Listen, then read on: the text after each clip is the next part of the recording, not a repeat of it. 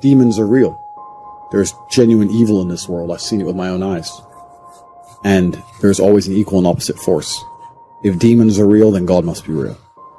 Some of the things that are happening in the world today is truly the work of the devil. By extension, God must be real. There's no way the devil can exist without him. And if you want to argue whether the devil exists or not, then you're not taking a very close enough look at the world. The people who are defending the Matrix and trying to purport its ideas, these people are genuinely, truly evil in their hearts. They don't care about humanity. They don't care about free speech. They're not pro-human. All they care about is trying to enforce ideologies regardless of how it affects people negatively. They're truly full of hate, and that makes them evil people. By extension, God must exist, and God inspires certain men to resist, like myself. You have to make God happy. Let's imagine God as a man. If I'm a man and I have 10 people who work for me or 10 children, my favorite one is to be the one who does the things that I know or who acts in a way that I am happy with, right? So if I had 10 children and they're all acting different ways, my favorite one's to be the one that adheres to the rules and adheres to the tenets that I've set out. If I say you should act this way and you do act that way, then he's going to be my favorite child. I'm God's favorite because I act true to God. And I act true to God because I know I'm genuinely a good person. I wouldn't snake anybody in the world for $10 billion. Absolutely 0% chance. I'm not out here doing anything treacherous. I'm not a traitor. I don't do anything bad. The Matrix can say I'm a bad person because they're liars. I know I'm a good person. I know I live with a pure heart. The reason I'm God's favorite is because I'm out here doing exactly the things I said earlier in this stream. I wake up, I'm on time with a firm handshake. I stick to my word. I work hard. I give my best at everything I do. I'm honest. That's all it takes to be God's favorite. And if you're truly those things, you're not out here trying to do some quick buck. I sit here and look at every decision I make, and I genuinely sit and think, I am being analyzed and I'm being watched by another power. Is this going to benefit me in the long run? The most disgusting thing, the thing that God is most unhappy with, is treachery. Because treachery, the reason it is so frowned upon in the Bible and the Quran throughout all of history, traitors were hated the most and had the most heinous and disgusting punishments, is because treachery can't be stopped. I'm a big, dangerous man. If I see my enemy on the street, I'm going to know what's going to happen. I'm going to be ready for it. Treachery will take out anybody. The point I'm making is that's why it's such a disgusting act. So I'm God's favorite because I act in a way that God looks at me and he's proud of me.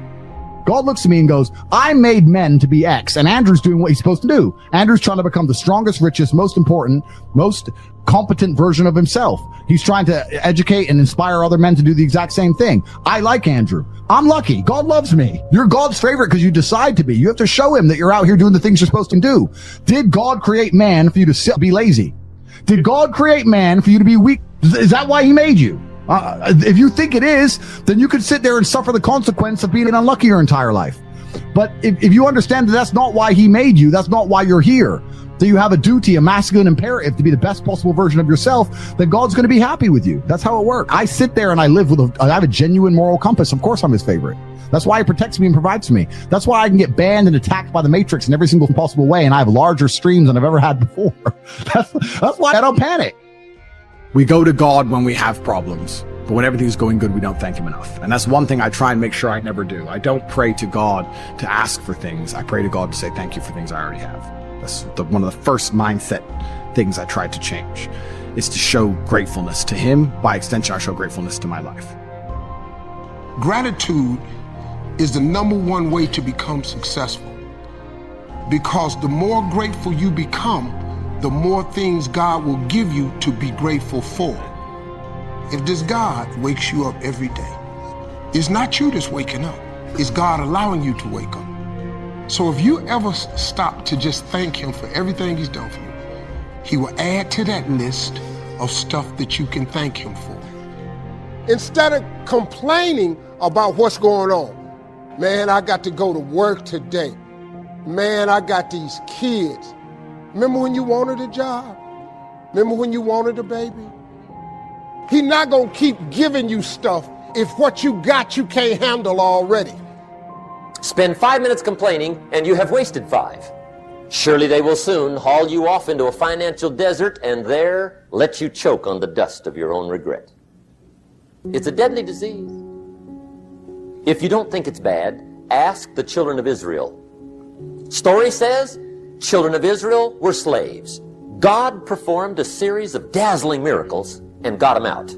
Remember the story? Heading for the promised land. Tragedy of the story, they never got there. Reason, from day one, they started to complain. They whined and cried and griped about the food. They whined and cried because it was too far, too cold, too hot, too miserable. Whined and cried for years.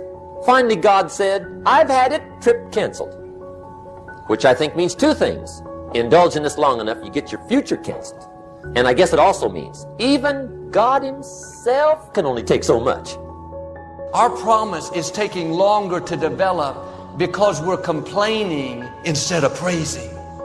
You kill more blessings by not being grateful. That's the number one blessing blocker, lack of gratitude. Right now, what are you grateful for?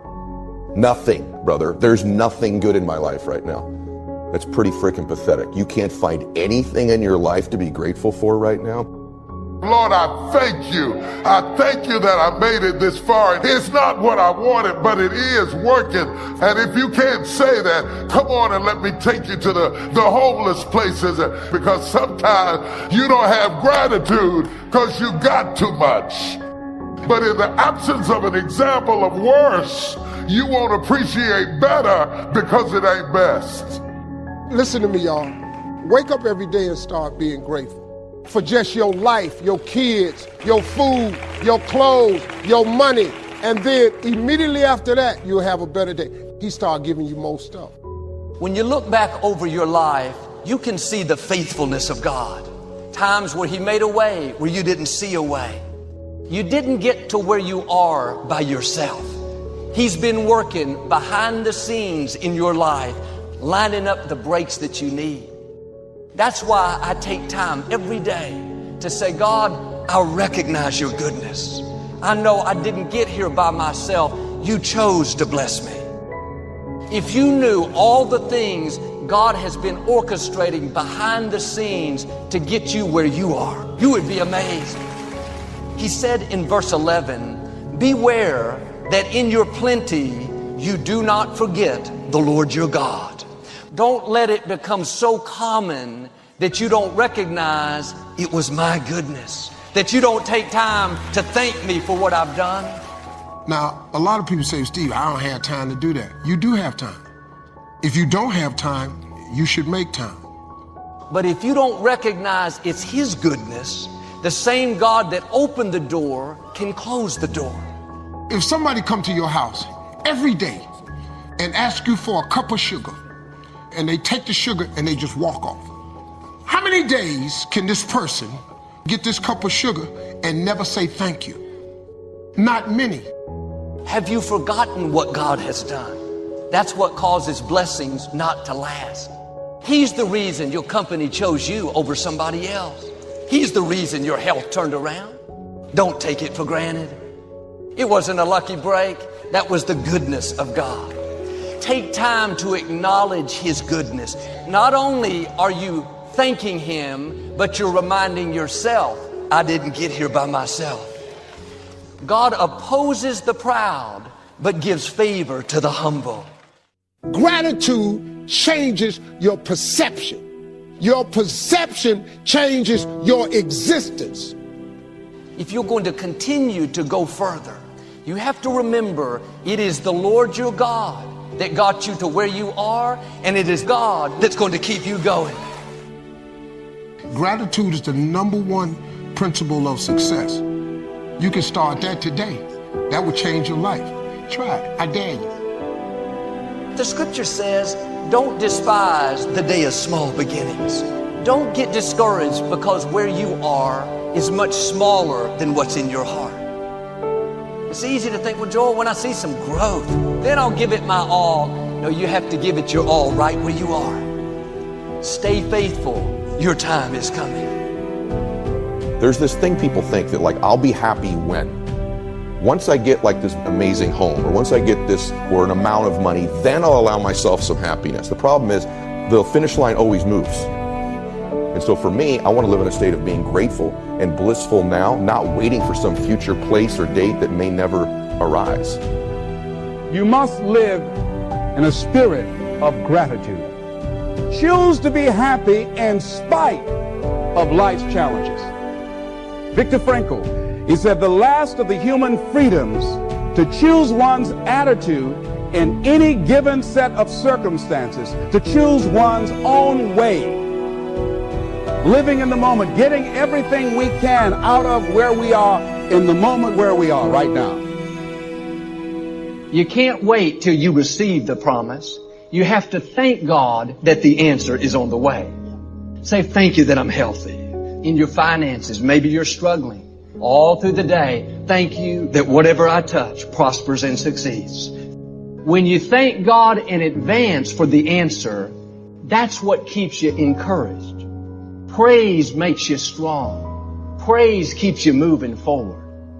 So if you don't learn this principle to thank God in advance, you won't have the strength you need to wait for the promise. You have to trust the process. While you're waiting, things are growing. If God showed us what He was up to, that wouldn't take any faith. We have to walk by faith and not by sight. God says, if you won't let what you see talk you out of what you know, then your due season is coming. God knows what He's doing. If it hasn't happened yet, it hasn't been the right time. Your right time is already scheduled. We're all going to wait, but learn to wait the right way. Wait with praise, thanking God in advance that it's on the way.